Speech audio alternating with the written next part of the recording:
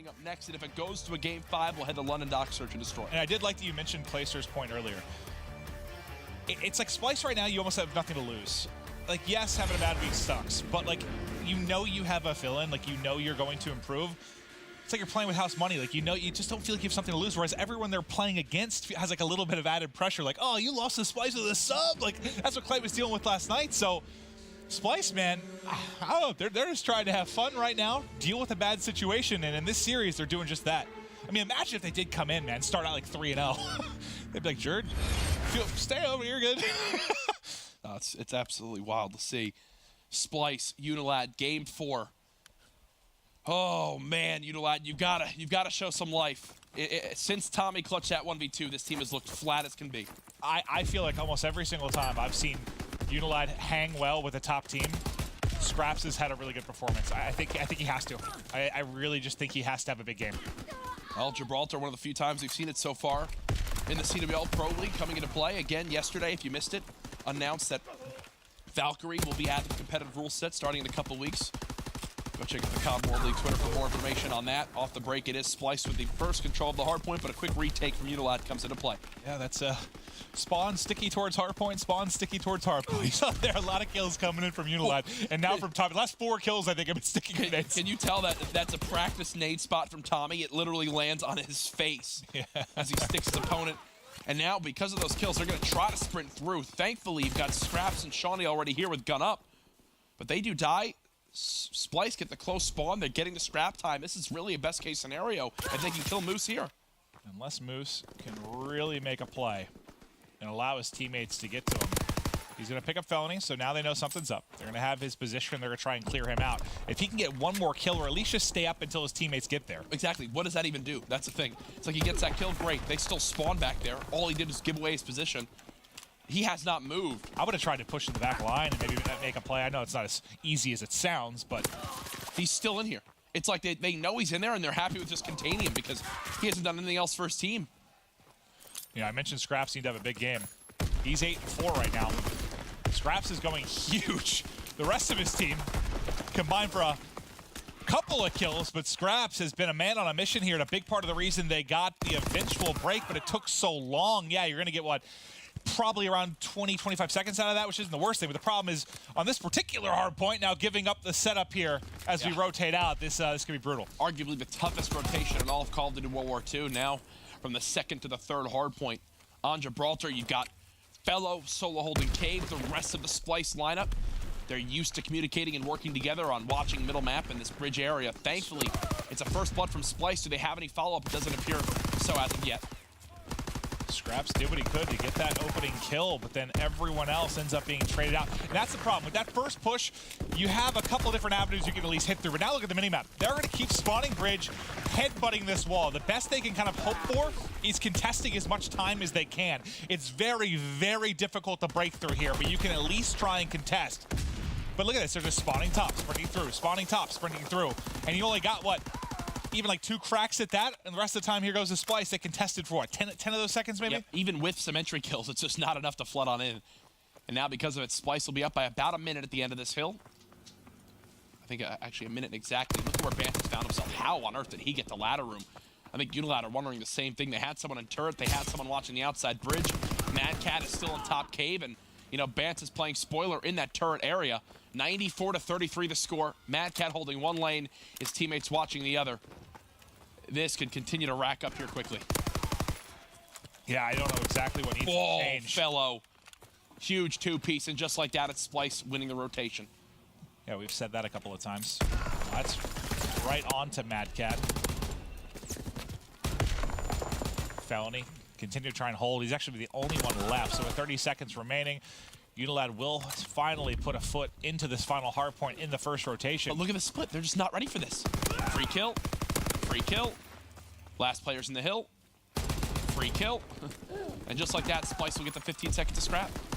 I almost feel like UNILAD, like, I think they're another one of those teams that could come out of these 2 weeks very, very, very improved. It almost seems like they need more practice in a way. What have we noticed for both Splyce and UNILAD? When there's a player falling completely behind on the scoreboard, they lose the maps and games. Fellow yesterday in that St. Marie de Mont hardpoint when he was 11-29, Splyce lost mainly because of it. You're down by 70 seconds right now because you have Shawnee, who was just 3 and 12, and Wuskin, who's finally started to get some kills. Well, I said Shawnee had to go big, and he has. The problem is carrying a little bit of dead weight right now in this particular game. Let's see if Wuskin and Shawnee can turn it around, because there's still a lot of gameplay left here. If they can start to pick it up and win a couple of these rotations, you know how quickly you can get back into a game on Gibraltar. We've seen some of the craziest comebacks of the year here. It reminds me of like Breakout from last year, where it just felt like no lead was safe. You saw such gigantic swings. But yeah, Shawnee has had a tough couple of maps. This will be scrap time over to UNILAD, so the lead diminished by just a little bit, and they will have time to at least go for one first kind of entry push. Beautiful nade from Tommy to cut down Moose, and Wuskin breaks his legs in the outside lane, so they will hear him pushing this area. 40-second difference between these teams. And it's like every time, like you see UNILAD, they got a ton of time top middle. Awesome. But now can you break into the second hard point here? They're doing a good job so far. They did find 2 kills, but Mad Cat and Tommy, Bance as well, they hold off the first wave despite 2 entry kills, and that's what happens when you have the close spawns. You have to hightail it 10 feet instead of 40. Yeah, that lead already back up to a minute.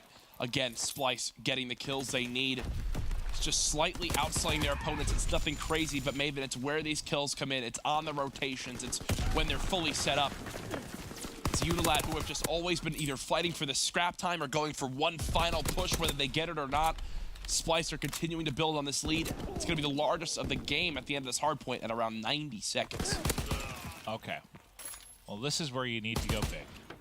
A full 60 here gives you a chance. You have and SPLYCE don't have streaks. I don't think they have anything. No, we haven't seen any streaks at all. Nope. No streaks. So this is where you have to go big. Like you said, you get the full 60 here, you're right back into this game. This first push is huge. You have got to hold the first. It becomes a lot easier after that. Here they come. SPLYCE trying to get in.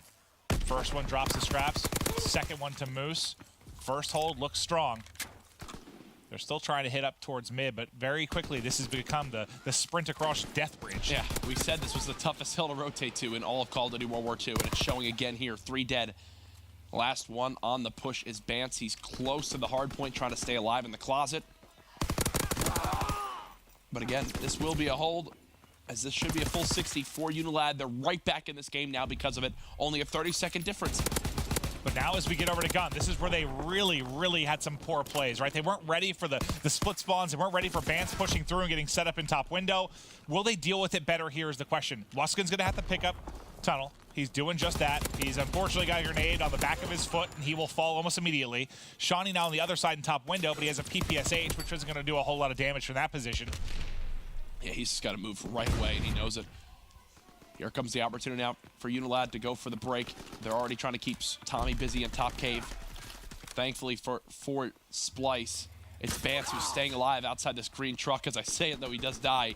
193 to 142 the score. They've done a good job of holding the first bit of this hill. But I think this will be the hard point that might stand out the most for me. I mean, if SPLYCE gets another like perfect hold here, this has been ugly from UNILAD. They've had trouble even getting close. Like, this is a hard point we see contested so frequently, right? And they haven't been able to contest it at all. This has just been lockdown gameplay from SPLYCE, and they might put it a bit out of reach here. Yeah, from a full 60 on that top hard point outside bridge for UNILAD to a full 60 on turret. That just shouldn't happen. That just shouldn't happen. And Mad Cat's on a streak. I get the full 60 in the last hard point. I don't get allowing that, especially without any kind of streaks to use if you're SPLYCE. And now they have them, obviously, but that'll be 3 kills from Tommy. What better than that? You're racking up time in the hard point and also calling in streaks for your teammates on rotations. That turns a 3v4 into what feels more like a 6v4 when you're the fighter pilot in this guy. And now Felony's got streaks. This game's done. Yeah, GG. I think Tommy's had 4 streaks of 7 or more kills in the respawns on this map. One last push will be the final hope for UNILAD. I don't think they're going to get there in time. GG's all around. SPLYCE win the series. And that's a great match for them as Felony looks more comfortable on this lineup as the fill-in for Jer. Yeah, it's a big win. You know, yesterday you obviously had the toughest matchup you could have, right? One of the toughest matchups you could have in a United.